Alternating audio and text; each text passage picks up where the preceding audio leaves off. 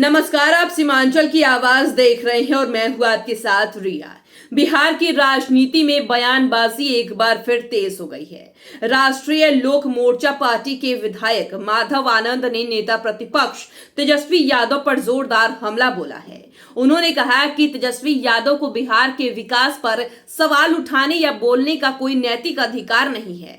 उन्होंने कहा कि जिनके शासनकाल में बिहार पिछड़ापन, भ्रष्टाचार और अव्यवस्था का शिकार रहा, वे आज विकास की बातें कर रहे हैं। यह जनता के साथ मजाक है। माधव आनंद ने कहा कि राजद शासन के दौरान बिहार में विकास ठप था, कानून व्यवस्था बदहाल थी और निवेशक राज्य से दूर भागते थे। उन्होंने आरोप लगाया कि तेजस्वी यादव केवल बयानबाजी और राजनीति कर रहे हैं, जबकि वर्तमान सरकार जमीन पर विकास कार्य कर रही है। उन्होंने आगे कहा कि आज बिहार में सड़क, बिजली, शिक्षा और स्वास्थ्य के क्षेत्र में जो काम हो रहे हैं वह मौजूदा सरकार की नीतियों का परिणाम है, न कि उन लोगों का जो सिर्फ सत्ता में रहने के लिए जाति और भ्रम की राजनीति करते हैं। माधव आनंद के इस बयान के बाद बिहार की सियासत और गर्मा गई है। अब देखना होगा कि तेजस्वी यादव या राजद की ओर से इस बयान पर क्या प्रतिक्रिया आती है।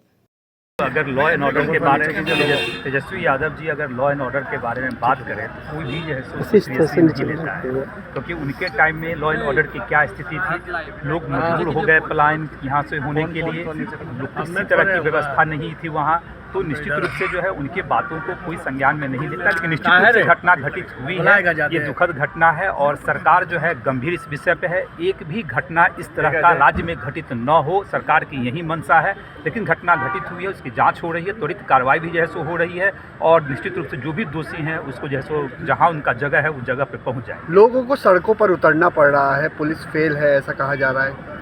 देखिए, बिहार की पुलिस पे सबको भरोसा है। बिहार की पुलिस ने जैसे बहुत सारे ऐसे केस का इन्वेस्टिगेट किया है जहां उन्हें वाहवाही भी लूटी है। तो निश्चित रूप से घटनाएं घटित हुई है, पुलिस को भी टाइम चाहिए, पुलिस जैसे उसको जांच कर रही है। और विपक्ष क्या कहता है नहीं कहता है, विपक्ष तो है ही नहीं, विपक्ष नाम की कोई चीज़ थोड़ी है, उनके पास कोई मुद्दा नहीं है।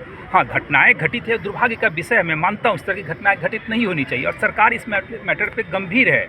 और निश्चित रूप से मैं कहा ना कि लॉ एंड ऑर्डर कैसे दुरुस्त हो, एक भी घटना इस तरह की घटित अपने राज्य में न हो, इसके लिए सरकार जैसे लगातार विचार विमर्श कर रही है, लॉ एंड ऑर्डर को दुरुस्त करने का भी काम कर रही है। तेज प्रताप ने सुरक्षा की गुहार लगाई है मुख्यमंत्री से और अपने ही 5 जयचंदों का नाम लिया है जो कि उनके पूर्व के पार्टी के सदस्य हैं, उनसे खतरा बताया। देखिए, मुझे तो लगता है तेज प्रताप की जो मांग है वो जायज़ मांग है और निश्चित रूप से उनके परिवार के ही लोग उनके पीछे पड़े हुए हैं। तो अगर उन्होंने सुरक्षा की मांग की है, सुरक्षा का जो मानक होता है उस मानक को सरकार ध्यान में जैसे रखेगी।